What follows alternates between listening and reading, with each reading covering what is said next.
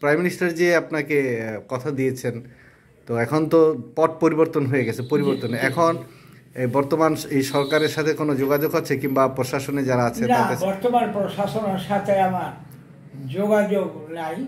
তবে আগামী কাল না হয় পরশু দিন বর্তমান নবাবগঞ্জ জেলা প্রশাসকের দায়িত্বে যিনি আছেন, যিনি জেলা প্রশাসক আছেন, ওনার সঙ্গে একটু সাক্ষাৎ করে এই কার্যক্রমের ভিত্তিতে কিছু বলবো। হ্যাঁ হ্যাঁ, এটা আপনি বলা উচিত।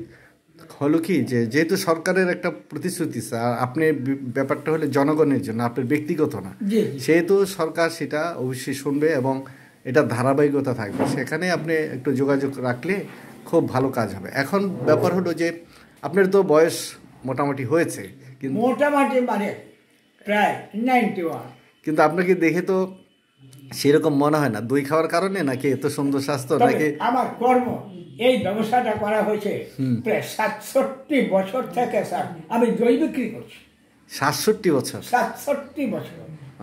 আচ্ছা আচ্ছা, না আপনাকে দেখে কিন্তু মনে হয় যে না, মানে কত 60, 62, 65 মতো এরকম মনে হয় আর কি। তো আপনার ফ্যামিলি তো আপনাকে সাপোর্ট দিয়েছে ভালোভাবে না, এই যে কাজ করার পিছনে?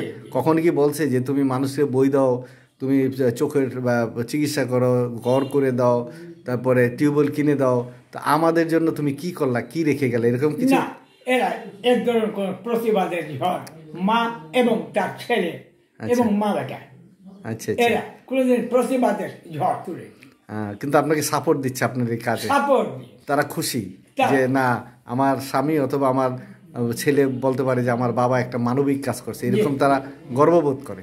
আমি আপনার ছেলের সাথে কথা বলেছি, তা সেও এরকম কথাই বললো যে আমি আমার বাবার কর্মের জন্য প্রাউড বোধ করি এবং এই বাবার মন মানসিকতা নিয়ে বেঁচে থাকতে পারি কিনা এবং মানুষের পাশে দাঁড়াতে পারি কিনা সেই চেষ্টাটা আমি করব। আমরা কিন্তু আমি খুব খুশি হয়েছি ছেলের উত্তরটা শুনে।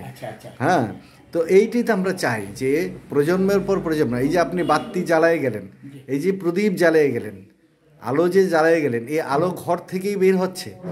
ঘরের ভিতরে যদি আলো না থাকে, অর্থাৎ কুপির নিচে যদি অন্ধকার থাকে, তাহলে তো আর মানে উপায় থাকে না।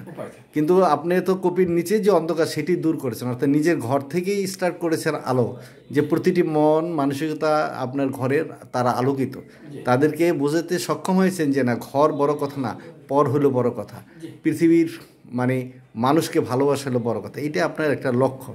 তো আপনার দীর্ঘজীবন কামনা করি এবং এক সময় আবার যদি কখনো আসি ফোন করে আসবো, এসে আপনার ওই এখানে যাব, কথা বলবো, তারপরে আমরা একটা ঢাকাতে যদি কখনো একটা অনুষ্ঠান করি, আপনাকে নেওয়ার একটা ব্যবস্থা আমরা করব সুন্দরভাবে, এবং সেখানে আমরা বৃহত্তর পরিসরে জাতিকে জানাতে চাই যে না, বড় মানুষ হওয়ার জন্য 1000 কোটি টাকার দরকার পড়ে না, লুটপাট চুরি ডাকাতি ব্যাংক ডাকাতি এগুলি দরকার পড়ে না, বিদেশে বাড়ি গাড়ি দরকার পড়ে না। এদেশে থেকেই এদেশের মানুষকে সাহায্য করা, নিজে অভাবগ্রস্ত থেকেও সাহায্য করতে পারার নাম হলো মানবিকতা, তাই না?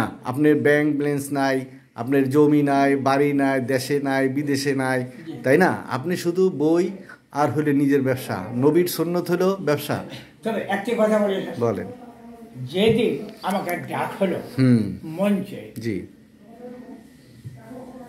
প্রধানমন্ত্রীর কাছে গেলাম, জি, তখন আমাকে নিয়ে অন্তত 21 জনকে যে সেদিন স্বর্ণ পদক দিয়েছে দেওয়া হয়েছিল, তার মধ্যে 20 জন একেবারেই নীরব, কিন্তু আমাকে নিয়ে খেলা খুব খুব চলেছে খেলা।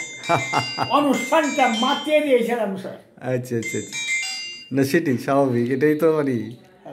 তো ঠিক আছে, ভালো থাকেন, হ্যাঁ সুস্থ থাকেন, শুভকামনা রইল আপনার জন্য। ধন্যবাদ।